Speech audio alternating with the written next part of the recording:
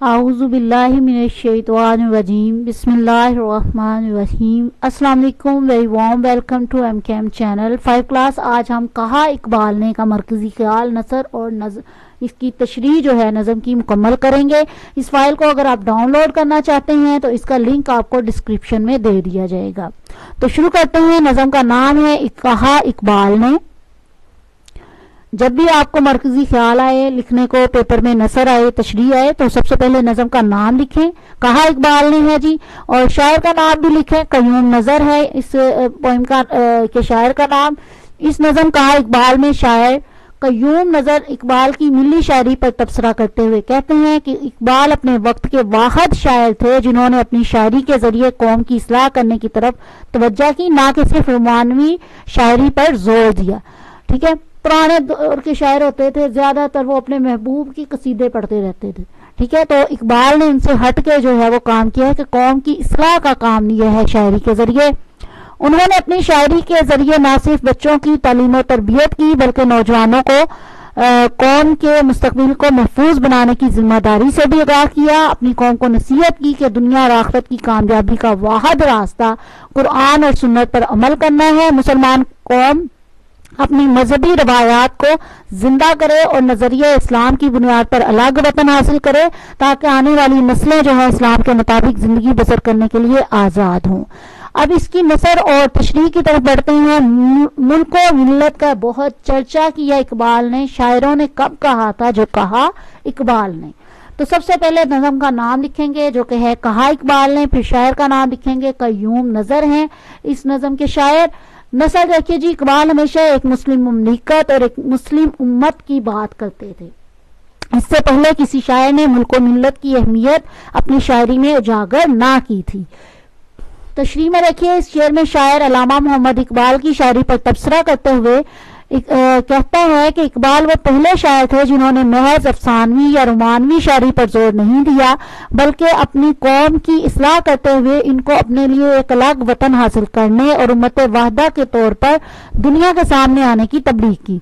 गोया इकबाल महज एक शायर ही नहीं थे बल्कि एक अजीम मुबल्लिग इस्लाम भी थे। वो मुसलमानों को एक इस्लामी वहदत का लंबरदार बनाना चाहते थे, लेकिन इसके लिए जरूरी था कि दुनिया भर के मुसलमान एक उम्मत के तौर पर सामने आए जिसका मकसद सिर्फ और सिर्फ इस्लाम की सरबुलंदी हो। अगले शेर में इकबाल ने अपने बच्चों को, कौम के बच्चों को दुआ दी कि वो खुश रहें, लिखें, पढ़ें, बड़ों की खिदमत करें और मेहनत के साथ आगे बढ़ें। इस शेर में शायर कहता है कि इकबाल ने अपनी कौम के बच्चों की तरबियत अपनी शायरी के जरिए की। वो हमेशा अपनी कौम के बच्चों की तालीम और तरबियत के लिए फिक्रमंद रहते थे और अपनी शायरी में बच्चों को लिखने पढ़ने पर तवज्जो देने, बड़ों की खिदमत करने की नसीहत भी करते और उनको दुआ भी देते कि वो हमेशा खुश रहें और मेहनत के साथ मुस्तकबिल में कामयाब भी हों। गोया इकबाल की शायरी में अपनी कौम के बच्चों के महफूज मुस्तकबिल के लिए एक बाप की तरह फिक्रमंदी भी दिखाई देती है। अगले शेर में इकबाल ने अपनी शायरी के जरिए अपनी कौम के नौजवानों को इनकी जिम्मेदारियों का एहसास दिलाया कि वो अपनी कौम का मुस्तकबिल किस तरह महफूज बना सकते हैं। अच्छा जी, उसके बाद इसकी तशरीह जो है वो देखते हैं हम। इस शेर में शायर कहता है कि इकबाल को अपनी कौम के नौजवानों से बहुत उम्मीदें वाबस्ता थीं। वो चाहते थे कि नौजवान नस्ल अपने बाओजदाद के शानदार जमाने को याद रखें जब वो पूरी दुनिया पर हुक्मरान थे और इस्लाम की सरबुलंदी के लिए कोशां थे। इकबाल अपनी कौम के नौजवानों को उनका फर्ज बताते हुए इकबाल ने अपने नौजवानों को, अपनी कौम के नौजवानों को उनका फर्ज बताते हुए कहा कि गैरत दीन के साथ इस्लाम की सरबुलंदी के लिए काम करें और इसके लिए जरूरी था कि वो एक ऐसा मुल्क बनाएं जहां इस्लाम का बोलबाला हो, जहां आने वाली नस्लें इस्लाम के मुताबिक जिंदगी पुरसुकून तरीके से गुजारें और इस्लाम का डंका पूरी दुनिया में बजे। अच्छा जी, अगले शेर में इकबाल ने अपनी कौम को बताया कि दुनिया और आखिरत में अगर कामयाबी चाहते हो तो अल्लाह के पैगाम यानी कुरान और आप सल्लम की सुन्नत पर अमल करो। इस शेर में शायर कहता है कि इकबाल ने अपनी कौम की मजहबी और रूहानी तरबियत करते हुए कहा कि आज जो मेरी कौम पीरों फकीरों के पीछे अपने असल अकायद को छोड़ बैठी है, जाली पीरों फकीरों के कहे मुताबिक अपनी जिंदगी के तर्ज अमल को इख्तियार कर रही है, इसीलिए اسے تعلیمی، معاشی، سماجی طور پر پستی کا سامنا کرنا پڑ رہا ہے۔ میرا مشورہ ہے کہ قرآن اور سنت سے رجوع کریں تاکہ ہم نام کے مسلمان نہ کہلائیں بلکہ ایک باعمل مسلمان بن کر دنیا اور آخرت میں کامیاب ہو سکیں، کیونکہ اگر خالص ہدایت پانا چاہتے ہو تو وہ صرف قرآن اور سنت پر عمل کرنے سے ہی حاصل کی جا سکتی ہے، ورنہ پیروں فقیروں کے پیچھے ذلت کے سوا کچھ نہ ملے گا۔ جو پیر یا فقیر شریعت کا پابند نہیں، اس کی اطاعت کرنا سوائے جہالت کے کچھ نہیں ہے۔ اگلے شعر میں کی نثر ہے۔ اقبال نے اپنے خطبہ الہ آباد میں بے خوف و خطر کہا تھا کہ بے شک مسلمان اور ہندو دو الگ الگ قومیں ہیں۔